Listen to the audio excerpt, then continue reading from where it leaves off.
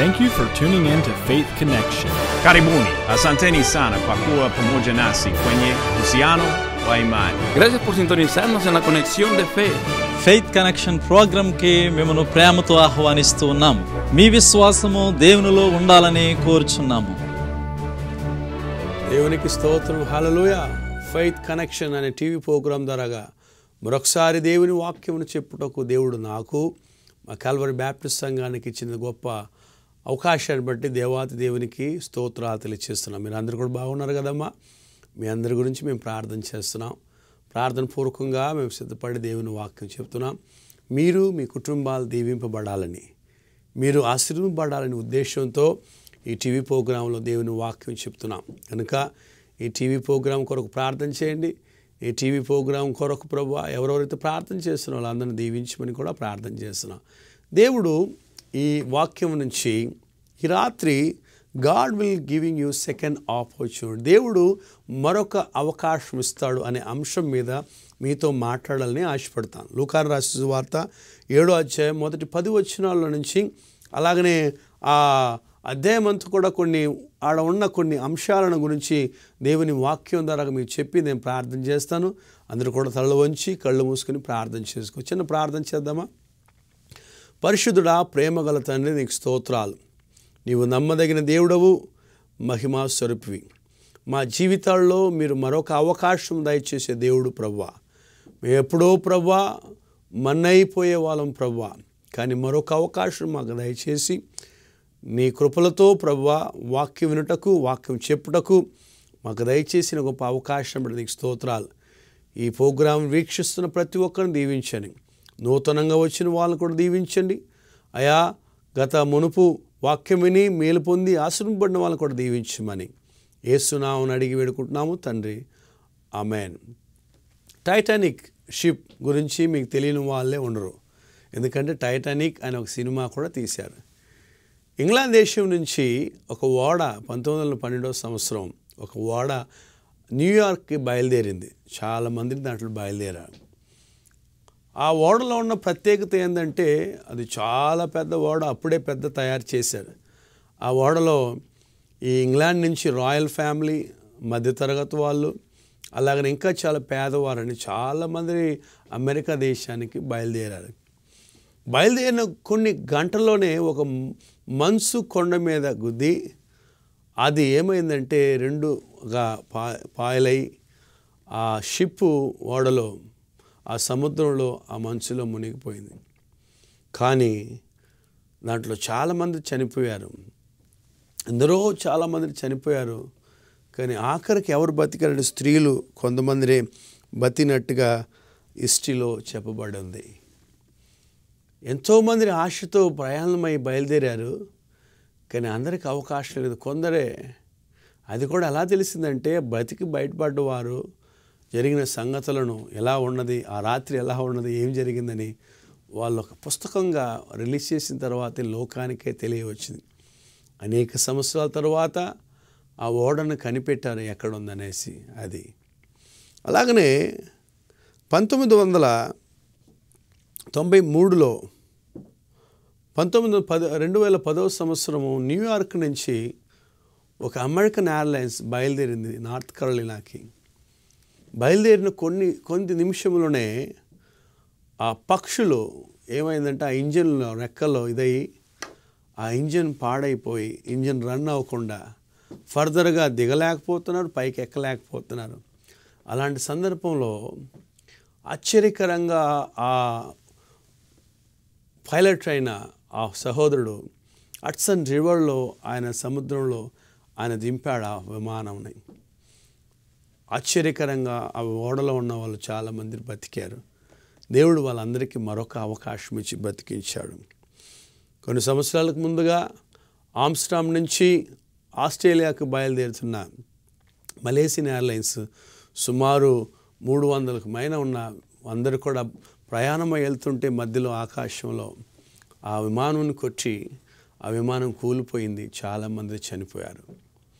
ఇలాగ ఎన్నో సంఘటనలు మనం చూస్తున్నాం. చెన్నై నుంచి అండమాన్కి బయలుదేరిన ఇండియన్ ఎయిర్వేస్ సొంతమైన ఒక విమానము బయలుదేరిన కొన్ని గంటల్లోనే అది పడిపోయింది, ఇంతవరకు ఎక్కడుందని తెలియలేదు చాలామందికి. ఇలాగా ఎన్నో సంఘటనలు మనం చూస్తున్నాం. దేవుని వాక్యంలో ఈ 2000 సంవత్సరానికి జరిగిన 2000 సంవత్సరానికి ముందు జరిగిన సంగతులను మనం చూస్తుంటే, ఇక్కడ లూకా రాసిన సువార్తలు 1వ అధ్యాయం నుంచి 10వ వచనం వరకు ఉన్న ఒక భాగాన్ని మనం చూస్తున్నాం. కపెర్నహూం అనే ఒక సముద్ర కేంద్రం, అంటే కేంద్రం చెన్నై లాగా, కాకినాడ లాగా, వైజాగ్ లాగా సముద్రం ఆర్బార్ సిటీ అని చెప్తారు. అలాంటి సిటీలో కపెర్నహూం అనే ఒక పట్టణంలో ఒక పెద్ద రిచ్ మ్యాన్ ఉన్నాడు. ఆయన పేరే శతాధిపతి అని ఉంది అక్కడ. అంటే 100% అన్ని అందాలు ఉన్నాయి ఆయనకి. ఆయనకి ఏ లోటు లేదు, అన్ని వసతులు ఉన్నాయి ఆయనకి, చాలా వసతిలో ఉన్నాడు ఆయన. అలాంటి వ్యక్తి ఒకరోజు యేసు ప్రభువు ఆ పట్టణానికి వస్తున్నాడని గ్రహించి విని ఆయనకి కబురు పంపుతున్నాడు. ఎవరికి? ఆ పట్టణంలో ఉన్న సమాజ మందిరపు అధికారులు, యూద నాయకులు వాళ్ళందరితో చెప్పాయా, యేసు దగ్గర చెప్పండి, నా ఇంటి పనివాడు ఆరోగ్యం బాగలేకున్నాడు, సావు బ్రతుకులో ఉన్నాడు, ఆయనతో చెప్పండి. మొన్న వచ్చినప్పుడు పేతురు అత్తకు బాగైంది కదా, మొన్న అక్కడికి వచ్చినప్పుడు వాళ్ళు బాగయ్యారు కదా, విన్నాను, ఆయన గురించి విన్నాను, కాబట్టి దయచేసి ఆయనకి చెప్పు, సహాయం చేయి అని అడిగినప్పుడు వాళ్ళందరూ కూడా యేసు ప్రభు దగ్గర వచ్చి చెప్తున్నారు. ఏమని చెప్తున్నాడంటే, అయ్యా ఆయన చాలా మంచోడు. ఎంత మంచోడు అంటే మన కొరకు ఒక దేవాలయాన్ని కట్టించాడు ఆయన. హల్లెలూయా. మన కొరకు, మన ప్రజల కొరకు ఒక దేవాలయం కట్టించాడు ఆయన. మన యోధుడు కాదు ఆయన అన్యుడు. మన కొరకు గొప్ప కార్యాలు చేశాడు, మన కొరకు ఎన్నో ధర్మ కార్యాలు చేస్తున్నాడు. ఆయనకు బాధ ఏంటంటే, వాళ్ళ ఇంట్లో కూడా పని మనిషి ఉన్నాడంట, ఆయనకు చాలా ఇష్టమైన వాడు ఉన్నాడంట, వాడికి ఆరోగ్యం బాగలేదంట అని సహాయం చేయనని అడిగితే, ఎప్పుడైతే దేవుడు యేసు ప్రభు వాళ్ళందరూ చెప్తుంటే ఆయన మన కొరకు దేవాలయం కట్టించాడు అనే మాట చెప్పినప్పుడు చాలా ఆశ్చర్యపడి ఆయన సంతోషపడి, దేవాలయం అంటే చాలా ఇష్టం ఆయన, ఎందుకంటే అది దేవుని ఇల్లు కదా, దేవునికి సొంతమైంది కదా. ఆ ప్రభు ఆ మాట విని ఆయన చూడాలని ఆశపడుతున్నాడు. అంతకుముందుగా ఒక చిన్న విషయాన్ని మీకు చెప్పాలని ఆశపడుతున్నాం. మనం కూడా ఎన్నో స్థలాల్లో పని చేస్తున్నాం. ఉదయం 10 గంటలకు వెళ్తే 6 గంటలకు వస్తాం, 8 hours పని చేస్తాం. ఎన్నో ఆఫీసులు ఉన్నాయి, ఎన్నో కంపెనీస్ ఉన్నాయి, ఎన్నో స్థలాల్లో పని చేస్తున్నాం. కానీ పని చేస్తున్నప్పుడు మనం ఎంతవరకు పని చేస్తామో అంతవరకే మనం మంచోళ్ళమే. ఉద్యోగానికి వెళ్ళలేదనుకోండి, ఆరోగ్యం బాగలేదని లీవ్ ఇస్తారు. 4 రోజులు వెళ్ళలేదనుకోండి, 4 రోజులు లే ఆఫ్, అంటే జీతం మీరు. కంటిన్యూగా మన ఆరోగ్యం బాగలేదంటే వాళ్ళు దాని కొరకు మన కొరకు కనిపెడతారా? లేదు కదా, వేరే వాళ్ళు పెడతారు.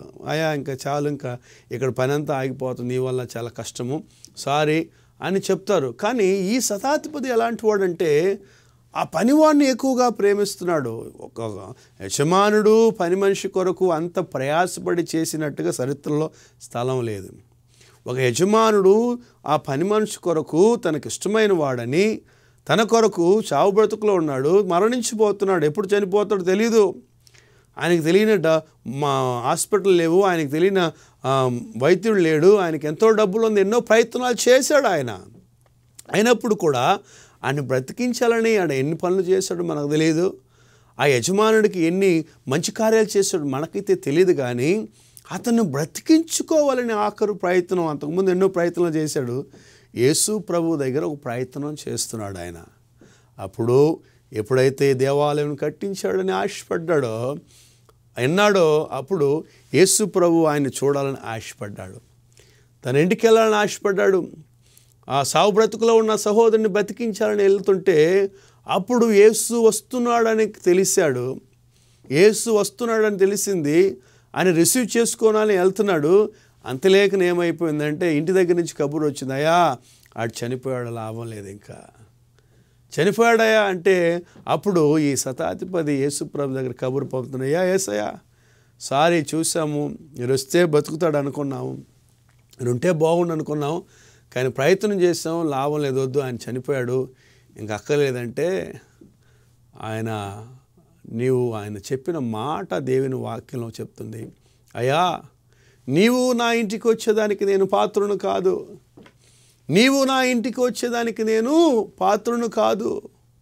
ప్రభువా, నీవు నీ పాదములు నా ఇంట్లో పడేదానికి నేను పాత్రను కాదు, యోగ్యను అయినను ఒక మాట చెప్పు, నా పని మనిషి బ్రతుకుతాడు అని చెప్పి యేసు ప్రభు దగ్గర అడిగినప్పుడు యేసు ప్రభు ఆ మాట విని అందరిని తిరిగి చూసి, ఇలాంటి విశ్వాసం మీలో కూడా చూడలేదే, నేను నాతోనే ఉన్నారు, నాలోనే ఉన్నారు, నా చుట్టూ ఉన్నారు, మీకు కూడా అలాంటి విశ్వాసం లేదని బయలుదేరుతుంటే ఈ లోపల కూడా చెప్తున్నాడు, చచ్చిపోయాడంటే, అయ్యా సారీ ఇలా జరిగిందంటే భయపడగా కరెంట్ పోదాం, ఆడు చనిపోలేదు, ఆడు బ్రతికే ఉన్నాడని వెళ్ళి చనిపోయిన వ్యక్తిని ఆయన బ్రతికించాలని బయలుదేరుతుంటే, ఎప్పుడైతే ఆడు చెప్పాడో బయలుదేరుతుంటే నీ విశ్వాసం నేను రక్షిస్తుందని చెప్పాడో, ఎప్పుడైతే ఇలాంటి విశ్వాసం లేదని చెప్పాడు అప్పుడే బతికాడని మరొకడు వచ్చి చెప్తున్నాడు, అయ్యా బతికాడు అయినప్పుడు ఆశ్చర్యపడ్డాడు.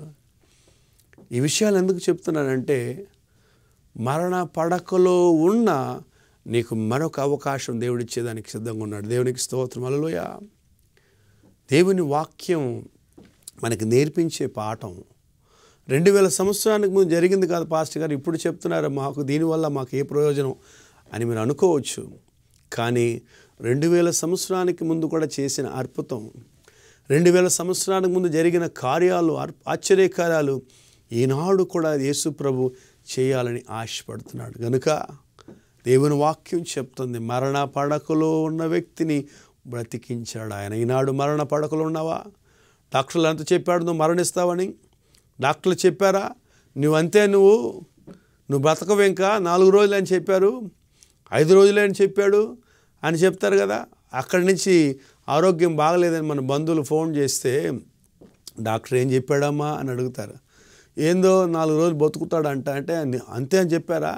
చర్యలే మేము వచ్చేలాప లేట్ అయిపోద్ది, ఏమన్నా విషయం అయితే మాకు ముందే చెప్పంట. రారిల్లు ప్రాణంతో ఉన్నప్పుడు చూడాలని కూడా అనుకోరు చాలామంది. కానీ మరణ పడకలో ఉన్న వ్యక్తిని యేసు ప్రభు బ్రతికించి మరొక జీవితాన్ని ఇచ్చారు. దేవునికి స్తోత్రం. హల్లెలూయా. కనుక ఈరోజు దేవుని వాక్యం వింటున్న సహోదరుడా, నువ్వు మరణ పడకలో ఉన్నావా? నీ బీపీ క్యూర్ అవ్వలేదని, నీ షుగర్ క్యూర్ అవ్వలేదని, నీ గుండె నొప్పి బాగోలేదని, నీ ఆరోగ్యం బాగోలేదని, నీ గాయంలో నుంచి బాగోలేదని బాధపడుతున్నావా? మరణ పడకలో ఉన్న వ్యక్తిని ఆ శతాధిపతి వాడు పని మనిషిని బాగు చేసిన దేవుడు నిన్ను బాగు చేయడా? నీ కుటుంబాన్ని బాగు చేయడా? ఇంతకాలం డయాలూజ్ చేసి నా జీతం అంతపోయింది, నా ఆరోగ్యం అంతపోయింది, నా సొమ్ము అంతపోయిందని బాధపడుతున్నావా? దేవుడు నిన్ను ఆశ్చర్యకరంగా కాపాడడానికి దేవుడు సిద్ధంగా ఉన్నాడు. దేవునికి స్తోత్రం. హల్లెలూయా. ఆ సహోదరుడా, ధైర్యంగా ఉండు. దేవుడు నీ జీవితంలో గొప్ప కార్యం చేస్తాడు. అదే లూకా రాసిన సువార్త 7వ అధ్యాయము 11వ అధ్యాయం నుంచి 17వ వచనం వరకు మరొక సంఘటన మనం చూస్తున్నాం. ఆయన కపెర్నహూము నుంచి బయలుదేరి నాయిను ఊరికి బయలుదేరుతున్నాడు. ఆయన నాయిను ఊరికి బయలుదేరుతున్నాడు. ఆయన ఊరు లోపలికి వెళ్ళలేదు, ఊరిలో ప్రవేశించలేదు.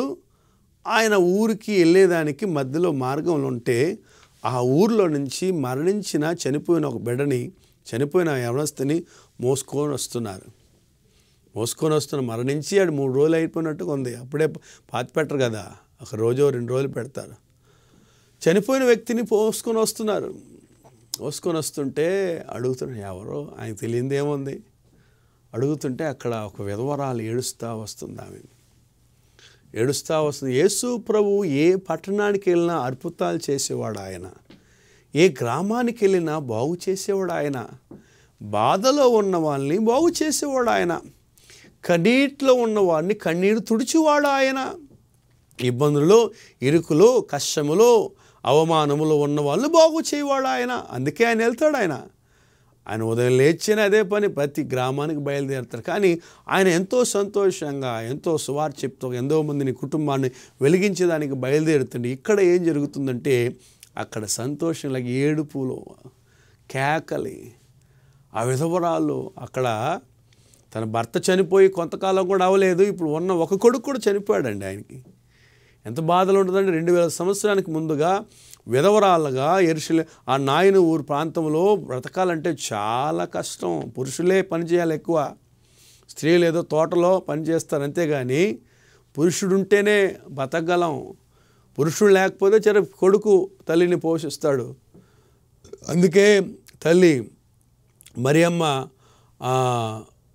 యేసుప్రభు సిలువలో ఉన్నప్పుడు మరణించడానికి ఆయన ఆఖరి సమయంలో తన తల్లి అయిన మరియమ్మకు తను ఎక్కువగా ప్రేమించిన తన శిష్యుడైన యోహానికి తల్లిని అప్పగిస్తున్నాడు ఆయన. యోహాను, ఆ తల్లిని చూసి, అదిగో నీ తల్లి, ఇదిగో నీ కుమారుడు అని వాళ్ళని ఎందుకు? ఆ కాలంలో విధవరాలుగా జీవించడం చాలా కష్టం. సంఘాల్లో విధవరాలకి రక్షణ లేదు, సమాజంలో రక్షణ లేదు, వాళ్ళ జీవితం చాలా భయంకరకరమైన. అందుకే యేసు ఆమె ఏడుస్తూ వస్తుంటే లూకా రాసిన సువార్త 7వ అధ్యాయం 13వ వచనం చూసి, యేసు ఆమెను చూసి, దేవునికి స్తోత్రం, హల్లెలూయా, చూసి అంటే ఆయన చూచుచున్న దేవుడు ఆయన, హల్లెలూయా. నిన్ను చూస్తున్నాడు ఆయన. నువ్వు అనుకుంటున్నావేమో ఎవరు చూడడం లేదని, నన్ను చూసేవారు లేరు అని అనుకుంటున్నావా? నిన్ను చూస్తున్నాడు ఆయన. నీకు, నీ బిడ్డలకు, నీ కుటుంబానికి న్యాయము చెప్పేదానికి ఆయన చూస్తున్నాడు ఆయన. ఆయన చూచుచున్న దేవుడు ఆయన. ఆయన కళ్ళు ప్రతి స్థలములో సంచరిస్తున్నవి. భూమిని, ఆకాశమును, సర్వలోకాన్ని సృజించిన దేవుడిని కళ్ళు ప్రతి స్థలములో సంచరిస్తున్న సహోదరుడా. ఆయన చూచుచున్న దేవుడు ఆమెను చూసి, హల్లెలూయా, యేసు చూశాడంటే అంతే. ఒకరోజు తమిళనాడు చీఫ్ మినిస్టర్గా ఉన్న ఎంజీఆర్ ఒకరోజు ఢిల్లీకి వెళ్ళి చెన్నై ఎయిర్పోర్ట్ నుంచి వస్తున్నాడు. వస్తుంటే చీఫ్ మినిస్టర్ వస్తుంటే చాలామంది ఉంటారు కదా.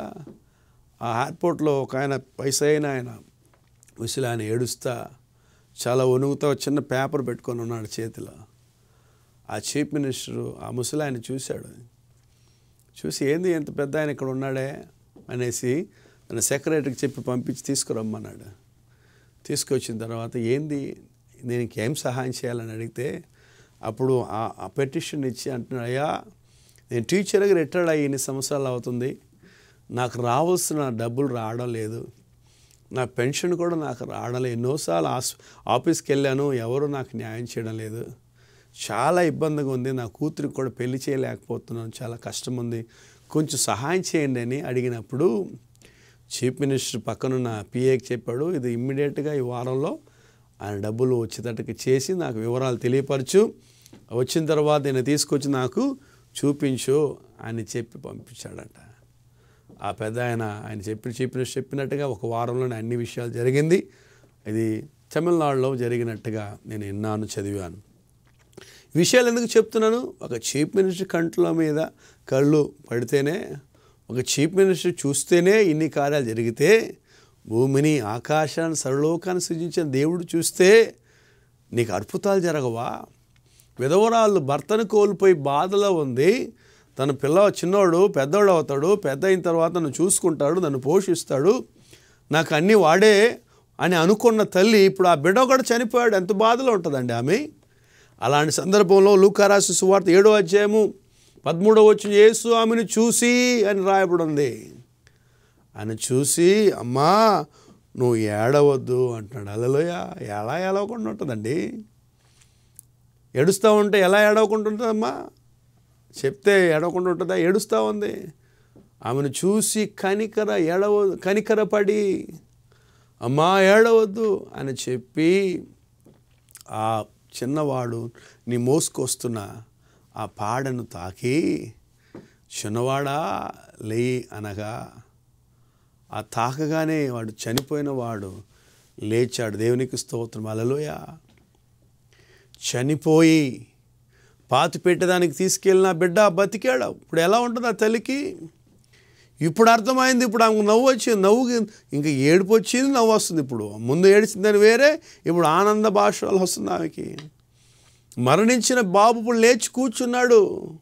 ఇప్పుడు ఎంత సంతోషం ఉంటుందండి. ఎన్నిసార్లు యేసుప్రభు పాదములు పెట్టి దండం పెట్టుకుంటుంది ఆమె. చూడండి, మునుపు మరణ పడకలో ఉన్న, సావు బ్రతుకులో ఉన్న ఆ శతాధిపతి వారి పని మనిషిని బాగు చేసిన దేవుడు ఇప్పుడు మరణించి పాతి పెట్టడానికి తీసుకెళ్తున్న యవనస్తుని బ్రతికించిన దేవుడు. అంటే దాని అర్థం ఏంటంటే, నువ్వు చనిపోయినా నిన్ను బ్రతికిస్తాడు ఆయన. దేవునికి స్తోత్రం, హల్లెలూయా. అందుకే ఆయన యోహాను రాసిన సువార్త 11వ అధ్యాయము 25వ వచనం 26వ వచనం చూస్తే, పునరుద్ధానము జీవమును నేనే, నా యందు విశ్వసించిన వాడు మరణించినను మళ్ళా బ్రతుకుతాడు అంటున్నాడు ఆయన. పునరుద్ధానము జీవం అంటే బ్రతికించువాడు ఆయనే. నీకు జీవమిచ్చువాడు ఆయనే. నువ్వు బ్రతకడము చనిపోవడం కూడా ఆయన వల్లనే ఉంటుంది. ఆయన అనుమతి లేకుండా ఎవ్వడు నిన్ను తాకలేడు. ఆయన దేవుని అనుమతి లేకుండా ఎవ్వడు కూడా నిన్ను ఏమి చేయలేడు అని దేవుని వాక్యం చెప్తుంది. చనిపోయి పాతిపెట్టేదానికి తీసుకెళ్తున్న ఆ చిన్నవాడిని బతికించాడు దేవుడు. బతికించి మరొక అవకాశం ఇచ్చాడు. ఎంత గొప్ప ఆశీర్వాదం అండి. ఇప్పుడు ఒక చిన్న విషయాన్ని మీకు చెప్తాను వినండి. ఇప్పుడు ఆ బిడ్డ బతికాడు. ఇప్పుడు ఇంటికి తీసుకెళ్ళిన దాన్ని ఇప్పుడు రోజు ఆడుకుంటున్నాడు. వాడు ఇంటి ముందు రోజు స్కూల్కి వెళ్తున్నాడు, అన్నం తింటున్నాడు, ఆడుకుంటున్నాడు రోజు. ఇప్పుడు వాడిని చూసినప్పుడంతా ఈ తల్లికి ఎలా ఉంటుందండి? ఈ తల్లికి ఎలా ఉంటుంది? అయ్యో, ఆ రోజు కానీ యేసు ప్రభు సరైన సమయానికి రాకపోతే, నా ప్రభువు నా రక్షకుడు రాకపోతే, నా ప్రభు ఆ రోజు ఒక్క 10 నిమిషం ఆలస్యంగా వచ్చి ఉంటే, అయ్యో ఒక రోజు ఆలస్యంగా ఉంచి ఈరోజు నా పిల్లోని చూడలేకుండా ఉంటానే, ఈరోజు నా బిడ్డను నేను చూడలేని అనుభవం చూడలేకపోయి ఉంటానే అనేసి ఎంత బాధపడి ఉంటుందండి. ఇప్పుడు నేను అనుకుంటున్నాను, ప్రతిరోజు కూడా ఆయన చూసినప్పుడంతా కూడా ఆ చిన్నపిల్లోడిని చూసినప్పుడంతా కూడా, ఆడుకున్నప్పుడంతా కూడా, వాడు చదువుకున్నప్పుడంతా కూడా, ఉద్యోగం చేసుకున్నప్పుడంతా కూడా దేవుని నామాన్ని ఘనపరిచుంటుంది. దేవునికి స్తోత్రాలు తెలియచుంటుంది ఆ తల్లి. దేవునికి స్తోత్రాలు. హల్లెలూయా. మరణ పడకలో ఉన్న శతాధిపతి పని మనిషి బ్రతికించి మరొక అవకాశం ఇచ్చిన దేవుడు మరణ పడకలో ఉన్న నిన్ను కూడా బాగు చేస్తాడు. ఆయన నీ కుటుంబాన్ని కూడా బాగు చేస్తాడు. మరణించి నేను ఎందుకు బ్రతకాలి, నేను బ్రతకడం ఎందుకు, నేను ఇంత కష్టపడేలందరూ ఎందుకు పోషించాలి, ఇంతకాలం ఎందుకు ఇలాగా నేను జీవించి ఎన్ని కష్టాలు నాకు ఎందుకు అని బాధపడుతున్నావా? మరణించాలని ఆశపడుతున్నావా? అలాంటి వ్యక్తులను కూడా బతికించి బాగు చేయాలని ఆశపడే దేవుడు ఆయన. హల్లెలూయా. ఒకరోజు అమెరికా దేశంలో టెక్సాస్ ప్రాంతంలో ఒక ఆమెను ప్రేమించాడు. ప్రేమించి చాలా కాలం తర్వాత వాళ్ళకేదో చిన్న గొడవ వచ్చి అమ్మాయిని విడిచిపెట్టి వేరే ఆమెను చేసుకున్నాడు ఆయన. ఆ అమ్మాయి కూడా ఆ టైంలో కోపపడ్డ తర్వాత వేరే వాడిని చేసుకుని వెళ్ళిపోయింది. కానీ ఆ అమ్మాయి వాళ్ళ అన్నకి చాలా కోపం వచ్చింది వాడి మీద. నా చెల్లెల్ని మోసం చేస్తాడు ఈయన ఎట్టన్నా చంపాలనేసి. ఒకరోజు అతను తోటలో పని చేసినప్పుడు, ఈ తోటలో ఆ పని చేస్తున్నప్పుడు ఆయన చాలా చీకటిగా ఉండి కాల్చేదానికి ప్రయత్నం చేశాడు. గన్లో కాల్స్తుంటే ఆ గురి తప్పి ఆ బుల్లెట్ ఏమైందంటే ఆ చెట్టుకి వెళ్ళిపోయింది, ఆ పెద్ద చెట్టుకి. బతికాడు ఆయన. దాని తర్వాత 25 సంవత్సరాలు అయిన తర్వాత ఈ తోట అంతా కూడా, చెట్టు అంతా కూడా పెద్దదైన తర్వాత ఆయన ఏదో రూమ్ కట్టాలని, ఇంకొక రూమ్ ఎక్స్టెండ్ చేయాలని 20 సంవత్సరం తర్వాత ఆ చెట్టును పడేయాలని ఆశపడ్డాడు. అది పెద్దదైంది కాబట్టి అది కొట్టలేకపోయాడని ఒక చిన్న బాంబ్ బ్లాస్ట్ పెట్టి ఆ చెట్టుని తీయాలని ప్రయత్నం చేసి చిన్న బుల్లెట్స్ అని పెట్టాడు. ఆయన బాంబు పెట్టాడు. ఆయన ఆ బాంబు పెట్టి పగలగొట్టే టైంలో ఆ బుల్లెట్ చెట్లో ఉన్నది కదా, అది పేలి ఈయన ఎక్కడో ఉన్నాడు, ఆయన బుర్రలో పడి ఆయన చనిపోయాడు. ఆయన ఇది నేను ఒట్టి కథలు చెప్పి అమెరికా దేశంలో జరిగిన నిజమైన విషయాన్ని నేను చెప్తున్నాను. 25 సంవత్సరం తర్వాత కూడా ఆయన్ని వెంబడించి ఆ బుల్లెట్ చంపింది. ఆ కక్ష, ఆ విరోధం చూసారా? పాపం అంట మన ఇంటి వాకిలి ముందు కూర్చుని ఉంటుందంట. సాతానుగాడు నీ ఇంటి వాకిలి ముందే కూర్చుంటాడు, ఎలా మింగుదామో అని. మన ఇంటి ముందే కూర్చుంటాడు వాడు, ఎలా మింగుదామో, ఎలా చంపుదామో అనేసి. కనుక ఈరోజు మరణ పడకలో ఉన్న ఆ శతాధిపతి పని మనిషిని బ్రతికించి మరొక అవకాశం ఇచ్చిన దేవుడు అలాంటి పరిస్థితులను ఉంటే నీకు కూడా అవకాశం ఇవ్వాలని ఆశపడుతున్నాడు. ఆయన మరణించి పాతిపెట్టడానికి తీసుకెళ్తున్న నాయన ఊరు కుమారుని కూడా బ్రతికించి బాగు చేయాలని ఆశపడుతున్నాడు. నీవు కూడా సిద్ధపడుతున్నావా? ప్రభువా, నన్ను రక్షించు, నన్ను విమోచించు, నన్ను బాగు చేయి నాయన అని నువ్వు అడిగితే ఒక చిన్న ప్రార్థన చేద్దాం. తలలో వంచి కళ్ళు మూసుకొని చిన్న ప్రార్థన చేద్దాం. ప్రభువా, సహాయం చేయి, నాకు కూడా మరొక అవకాశం దయచేయి, నా వ్యాధి నుంచి విడిపించు అని మరొక అవకాశం కొరకు ప్రార్థన చేద్దామా? ఒక్క నిమిషం ప్రార్థన చేద్దాం. ఒక్క నిమిషము ప్రార్థన చేద్దాం. గడ్డి పువ్వురా మనిషి జీవితం, గాలి వీసగా చెదరిపోవును, గాలిలో ఎగిరే దీపమురా ఇది, గాలిలో ఎగిరే గాలిపటమురా, తెలుసుకో మానవా ఈ క్షణమే ప్రభు యేసుని, తెలుసుకో ఓ మానవా ఈ క్షణమే ప్రభు యేసుని. మనిషి బ్రతుకు రంగుల వలయం, ఆ బ్రతుకే చెనబంగురం. మనిషి బ్రతుకు రంగుల వలయం, ఆ బ్రతుకే చెనబంగురం. అందుకే మారాలి ప్రతి హృదయం, వెలగాలి క్రీస్తు బాటలో. హల్లెలూయా. మారాలి. ప్రతిరోజు ప్రార్థన చేద్దాం. పరిశుద్ధుడా, ప్రేమగల తండ్రి, నీకు స్తోత్రాలయ్యా. నీవు నమ్మదగిన వాడు ప్రభువా. అయ్యా, మరణ పడకలో ఉన్న ప్రభువా, శతాధిపతి పని మనిషిని బాగు చేసి బ్రతికించిన దేవుడు ప్రభువా. అలాంటి మరణ పడకలో ఉన్న మా ప్రియులను రక్షించని, వాళ్ళకి ఎలాంటి వ్యాధులు ఉన్నా, ఎలాంటి ఇబ్బందులు ఉన్నా, ఎలాంటి చెబులున్నా యేసు క్రీస్తు పునరుద్ధాన శక్తితో బాగు చేయమని ప్రార్థన చేసినందుకు స్తోత్రాలు. నేను ఎందుకు బ్రతకాలి, నేను బ్రతకడం ఎందుకు అని ఆలోచిస్తున్న యవనస్తుల కొరకు ప్రార్థన, యవనరాల కొరకు ప్రార్థన, అమ్మాయిల కొరకు ప్రార్థన అబ్బాయిల కొరకు ప్రార్థన చేయించున్నాను, కోడల కొరకు ప్రార్థన చేయించున్నాను, అత్తల కొరకు ప్రార్థన. కరుణించు నాయనా, కరుణించండి. ఆమెను చూసి అమ్మా ఏడవద్దని కనికరపడిన దేవుడవు. అలాంటి కనికరముతో కుటుంబాన్ని కాపాడి రక్షించి పోషించమని యేసు నామమున అడిగి వేడుకుంటున్నాము తండ్రి. ఆమేన్. మన పరమ తండ్రి అయిన దేవుని యొక్క ప్రేమయు, ప్రభువైన యేసుక్రీస్తు వారి కృపయు, పరిశుద్ధాత్మ అనును సవాసం కొడుచిన మనకి మన కుటుంబానికి సదాకాలం తోడయును గాక. ఆమేన్. తండ్రి కుమార సుధాత్మకును దగు స్తుతి మహిమలు గల్గుగాక, ఆదిలిని ఇప్పుడు ఎల్లప్పుడు అయినట్లు యుగములో అవును. ఆమేన్.